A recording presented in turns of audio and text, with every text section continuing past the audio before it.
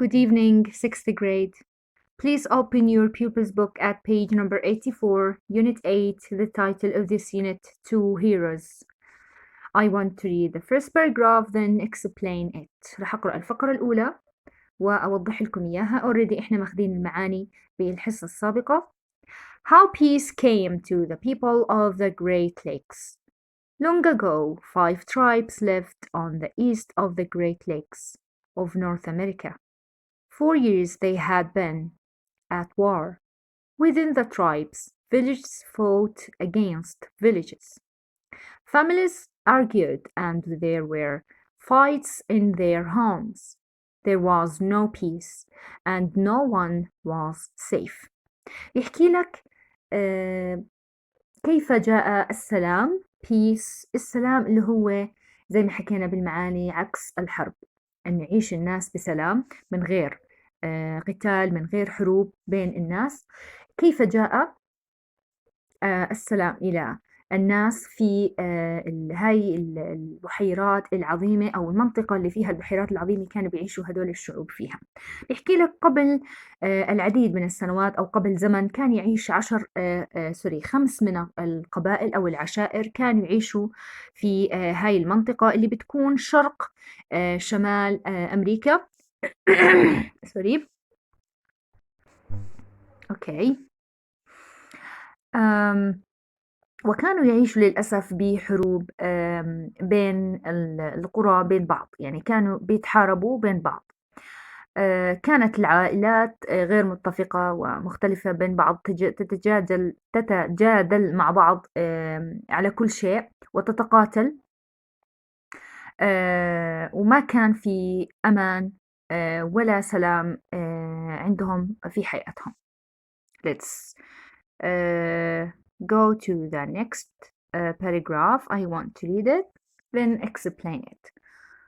On the other side of the lakes, an old woman slept. As she slept, she dreamed that her daughter had a son. His name was Deganawida. هلا هو اسمه شوي طويل. Deganawida. She dreamed that one day he would take a message of peace to the tribes across the water. Everything happened as she had dreamed. Her daughter had a son. They named him Digana Weda. He grew up to be a brave, wise, and gentle boy. When he became a man, he talked to his grandmother and his mother. He told them that he wanted to bring peace to the 5 nations. They agreed to let him go. الفقرة الثانية بتتحدث عن يوم من الأيام كان في امرأة كانت نائمة، امرأة كبيرة بالعمر نائمة، وحلمت حلم إنه ابنتها سوف تلد ولد، وهذا الولد رح يسمى ديغانا وايدا. أوكي، ديغانا ويدا. وإنه رح تولد هذا الولد، وهذا الولد رح يكون يحمل رسالة السلام، ورح ينشرها في هاي المنطقة وتنتهي الحرب. عم يحكي إنه هذا الشيء حصل وحلمها تحقق، وابنتها ولدت ولد سمته بنفس هذا الاسم ديغانا ويدا. وعندما كبر هذا الولد طبعا كبر كان شجاع حكيم، كانت فيه كل الصفات يعني الرجل الجيد. وبعدما كبر تحدث إلى جدته اللي هي نفسها الامرأة التي حلمت هذا الحلم، ووالدته إنه سوف يذهب لحل المشكلة وإرسال رسالة السلام في هذه القبائل 5 وهم وافقوا الرأي وحيوا بالفكرة وتركوا يذهب إلى تلك القبائل. واضح بالصورة. Look at this picture. This is the Digana Wida. هذا هو الرجل. عم يجدف بالقارب وذاهب لرؤية القبائل التي مصابة طبعا بالحروب يعني تتعذب بالحروب اللي بينهم. I want to read the next paragraph. رح أقرأ الفقرة اللي بعدها وأوضحها نفس الشيء. Okay. Diganawida set off across the lake. He paddled a white stone canoe to the opposite shore. When the people saw him floating in a boat made of stone, they were amazed. They listened to his words, and at once they agreed to put down their weapons and live peacefully. Diganawida traveled on to the next village, then the next village, and the next. Everywhere he went, he brought words of peace, and the people put down their weapons. وبالفعل ذهب ديغاناويدا لهاي القبائل، وكان يذهب من قبيلة لقبيلة، من قرية لقرية، وكان يحكي لهم كلمات السلام اللي كان محضرها عشان يقنعهم برأيه وبفكرته، وكانوا مجرد ما يسمعوا الكلام يقتنعوا ويضعوا سلاحهم على الأرض، مع أنه كانوا أول ما يشوفوه يعني دخيل وغريب عليهم كانوا يحضروا الأسلحة لقتله، لكن عندما يسمعونه كانوا يضعوا الأسلحة ويقتنعوا، وكان يروح من قرية إلى قرية ومن قبيلة إلى قبيلة ويحكي لهم كلمات السلام أو رسالة السلام اللي كان بده يوصل لهم إياها. I want to read the next paragraph, then explain it, okay? At last he came to the Mohawk tribe. The chief was Hiawatha. He was a fierce warrior, but he was not angry at the stranger's arrival. I have been dreaming had bad dreams for many months, he said.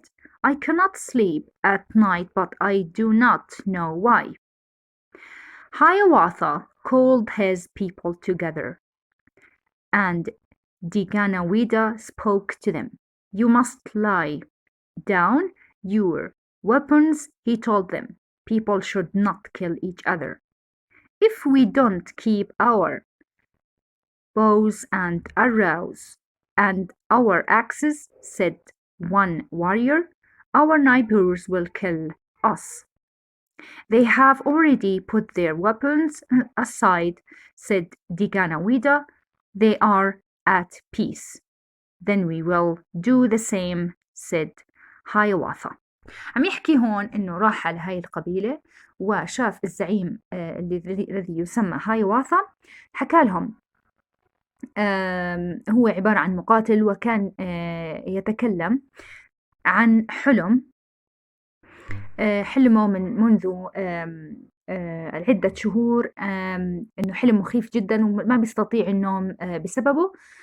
بعدين جمع قومه وجاب ديغاناويدا عشان يتحدث لهم عن السلام، لكن ديغاناويدا حكى لهم إنه أنتم لازم تضعوا أسلحتكم على الأرض قبل ما أتكلم، لأنه إحنا ما لازم نقتل بعض.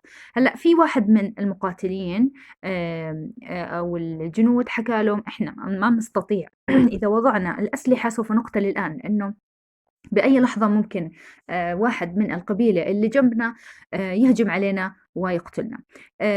رد عليه ديغاناويدا وحكى له أنا الآن جيت من عند كل القبائل اللي حواليكم، والآن هم قرروا إنهاء الحرب وابتداء حياة مليئة بالسلام، وما حدا رح يقرب عليكم أو يقتلكم.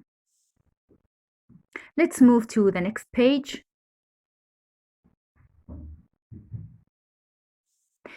Before Diganawida left, he gave Hiawatha a warning. The chief Onanodagas lives above the lake. He will not listen to me. He is powerful and he can harm anyone who listens to me. In the months after Diganawida left, Hiawatha's 3 daughters died, and no one know why. Hiawatha was filled with sadness. He believed that the evil chief was the cause, and he went to look for Diganawida. During a long and dangerous journey, Hiawatha fought wild bears and wolves. At last he found Diganawida, and he spoke to Hiawatha wisely and kindly. Hiawatha's sadness grew less. He decided that he too would separate the message of peace. He left Diganawida and traveled to village after village, separating peace across the land. At last, only one man had not listened and changed his ways, the evil chief of the Onondaga tribe. بحكي لك بهاي الفقرة before Diganawida left he gave Hiawatha a warning. قبل ما يغادر ديغاناويدا هاي الآخر قبيلة اللي كان زعيمها هايواتها أعطى تحذير وحذره the chief of the Onondagas lives above the lake. الزعيم لقبيلة أونانوداغاز اللي اسمها هيك بتعيش فوق البحيرة. He will not listen to me. ما رح يستمع إلي. He is powerful and he can harm anyone who listens to me. وهو ما رح يسمع لحديثي ورح يأذي أي شخص ممكن إنه يستمع إلي. In the months after Diganawida left, Hiawatha's 3 daughters died and no one know why. بعد مغادرة ديغاناويدا أبناء الزعيم هايواتها بناته الثلاثة توفوا وما حدا بيعرف السبب. Hiawatha was filled with sadness. أكيد شعر بالحزن على موت بناته. He believed that the evil chief was the cause and he went to look for Diganawida. كان مصدق أو بيعتقد إنه موت بناته كان بسبب الزعيم اللي حذروا منه ديغاناويدا وذهب بالبحث عن ديغاناويدا. During a long and dangerous journey كانت طبعا رحلته خطرة للبحث عن ديغاناويدا وكان قاتل طبعا الدببة والذئاب في رحلته الخطيرة أو الخطرة. At last he found ديغاناويدا. بعد بالآخر وجد ديغاناويدا and he spoke to Hiawatha wisely and kindly. هلا بعد ما قابله حكاله شو حصل معه وكان طبعا يتميز بالحكمة واللطافة. Hiawatha's sadness grew less. طبعا بحكمة ديغاناويدا الحزن عند هايواتها خف جدا ويعني حزنه صار أقل. طبعا بحكمة ولطافة ديغاناويدا قرر he decided that he too would separate a message of peace. وبعد ما شاف ديغاناويدا كيف إنه يتميز بالحكمة واللطف وإنه غير حياة قبائل عدة برسالة السلام اللي كان ينشرها قرر إنه كمان ينشر السلام زي ديغاناويدا. He left ديغاناويدا and traveled to village after village separating peace across the land. وصار يعمل زي ما عمل ديغاناويدا وصار هايواتها زي ديغاناويدا عبارة عن ناشر للسلام و بيحاول إنه يغير كل الحروب اللي بتحصل في القرى اللي حوله. Only one man had not listened and changed his ways, the evil chief of the Onondaga tribe. الوحيد اللي ما كان مصدق هاي الرسالة أو ما كان يقبل إنه يسمع كلامهم اللي هو زعيم قبيلة أونانوداغا. آخر فقرة رح أقرأها الآن. The last paragraph, then I want to explain it. Diganawida and Hiawatha traveled together to the mountains. In a cave high above the lake, they found the chief to Hiawatha's horror, and he was more of a monster than a man. His face was hideous, hideous, and there were snakes in his hair. They talked to him for many hours. At last, Hiawatha said, I was like you. My heart was full of fear and hate, but I have changed. I believe the message of peace. The chief smiled. Now, so do I, he said as he spoke. His ugliness disappeared, and Hiawatha gently pulled the snakes from his hair. They returned together down the mountain to a place where all the tribes were waiting. Diganawida spoke of his plan to make one great nation. He told them of the laws they should keep. The tribes agreed, and at the end of the meeting, they paired all their weapons. Diganawida planted a tree there, and it was known as the Great Tree of Peace. Then Diganawida went away, leaving Hiawatha in his place. اللي حصل بالآخر إنه ديغانويدا and هايواثا اتفقوا وصاروا يذهبوا برحلاتهم مع بعض، رحلات السلام، وكانوا ينشروا السلام مع بعض. يوم من الأيام دخلوا على كهف، وكان بداخله هذا الشخص بشكله هذا المخيف والبشع، وكان هو نفسه زعيم أونانو داغا. كان طبعا on his hair there are snakes. كان في على شعره الأفاعي هدول، وكان شكله مخيف جدا. وصاروا يتحدثوا معه. طبعا بالأول ما كان مستقبل أي كلام، بعدين حكى له هايواثا إنه الشخص لما يتعرض لشيء محزن ممكن يتعبى الحقد بقلبه، ممكن قلبه يصير أسود ويحقد على جميع الناس، لكن أنا أمامك اتغيرت، واكتشفت إنه اكتشفت إنه حتى لو الشخص يحزن أو يتعرض ل يعني فقدان الأشخاص، أو ينقتل حدا قدامه بهمه، أي شيء ممكن تتعرض له بحياتك، ما لازم تتحول لشخص سيء. بالعكس، أنا اكتشفت إنه السلام هو الحل، وأرجوك إنك تصبح مثلي. فجأة اطلع عليهم الشخص، ومجرد ما حكى هاي الجملة now so do I، الآن وأنا أيضا نفس الشيء.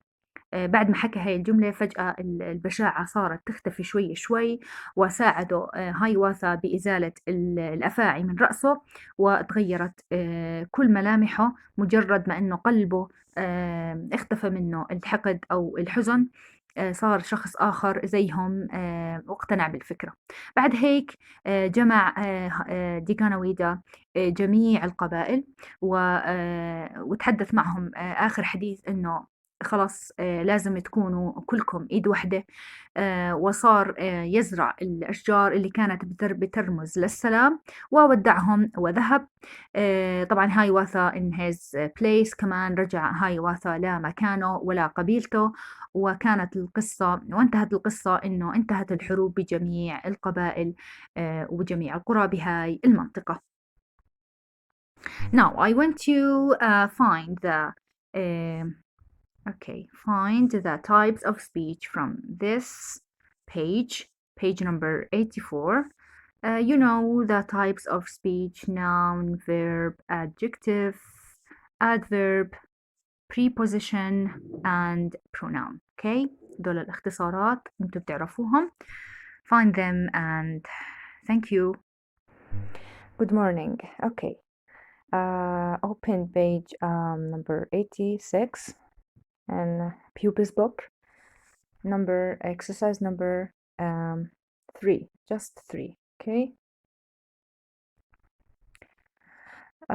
we have here 2 groups، مجموعتين. المجموعة الأولى بدهم إيانا نحط فيهم طبعا المجموعة الكلمات اللي فوق. اوكي، مجموعة عن الكلمات المحسوسة التي نستطيع أن نلمسها أو نراها، نتذوقها، نشمها، أي شيء محسوس أو ملموس. في كلمات بتعبر عنه طبعا من مجموعة الكلمات الموجودة هون. أوكي، والمجموعة الأخرى هي things you feel or think، أشياء ممكن تعتقدها أو تشعرها، يعني شيء غير ملموس. إذا ملموس غير ملموس، ملموس غير ملموس. أوكي، خلينا نشوف مجموعة الكلمات. طبعا في عنا أول كلمة اللي هي warrior. warrior معناها مقاتل. مقاتل فهو شيء إنسان ملموس، فأكيد راح نضعه تحت خانة الأشياء الملموسة. bow اللي هو القوس، أكيد نفس الشيء. الراو، نايبور، ترايب، نيشن، هذول الكلمات كلياتهم أكيد بنعرف معانيهم لأنه أخذناهم بالحصص السابقة. و fear الخوف، ugliness بشاعة، hatred.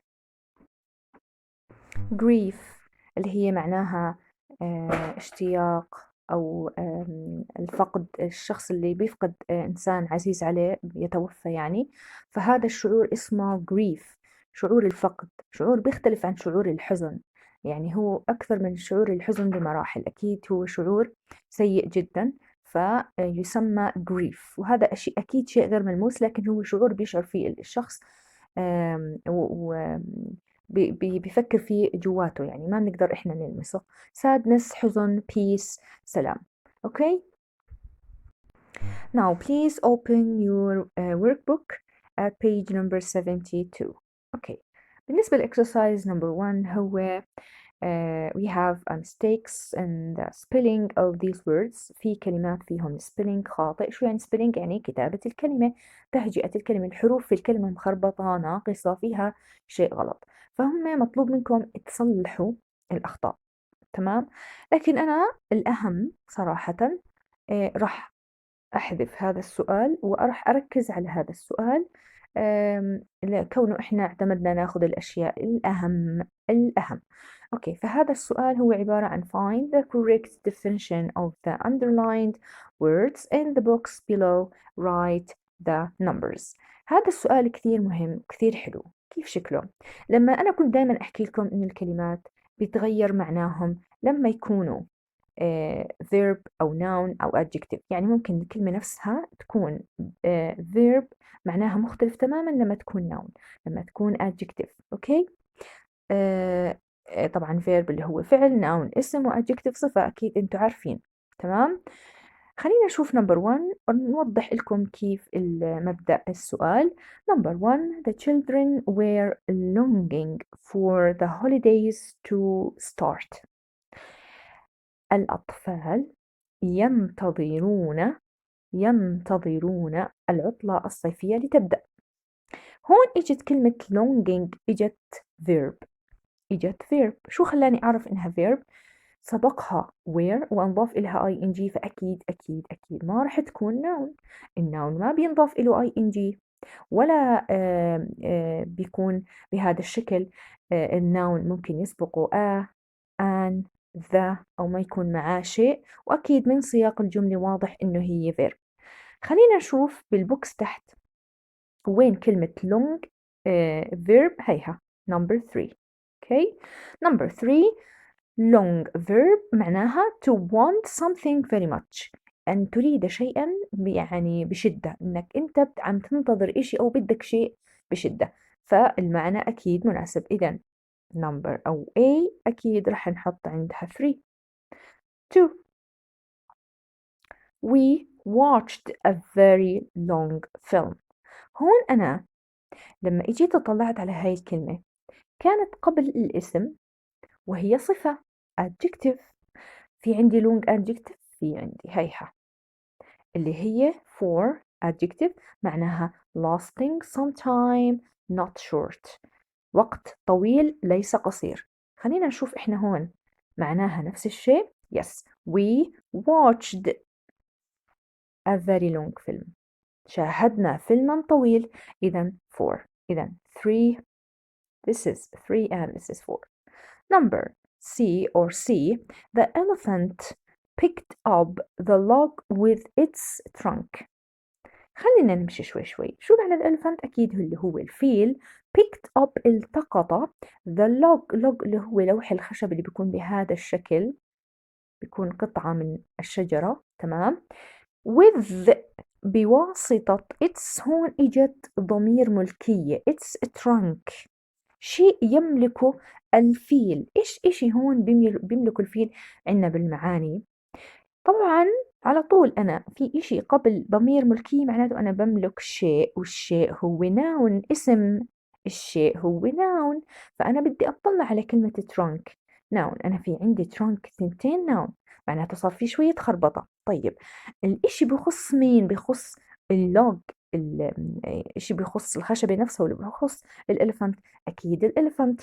it's بتعود على الإلفنت، معناته the main center part of a tree ولا the long nose of an elephant؟ أكيد هي the long nose of an elephant واللي هو معناه خرطوم الفيل، وأكيد رح يكون الإجابة 8. Number D or D.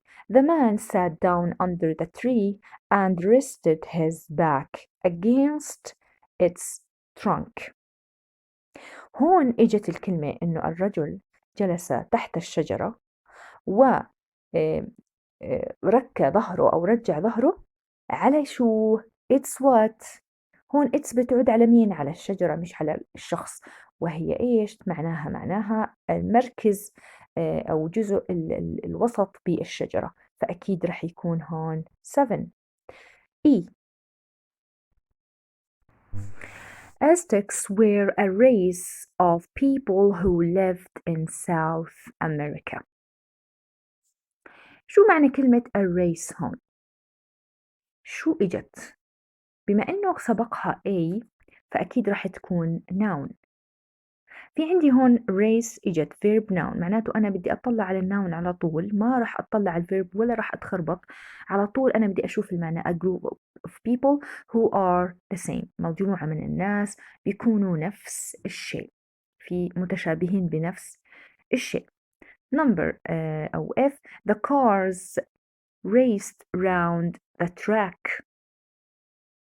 هون إجت race verb، أكيد راح يكون المعنى to move very fast اللي هي 5. G.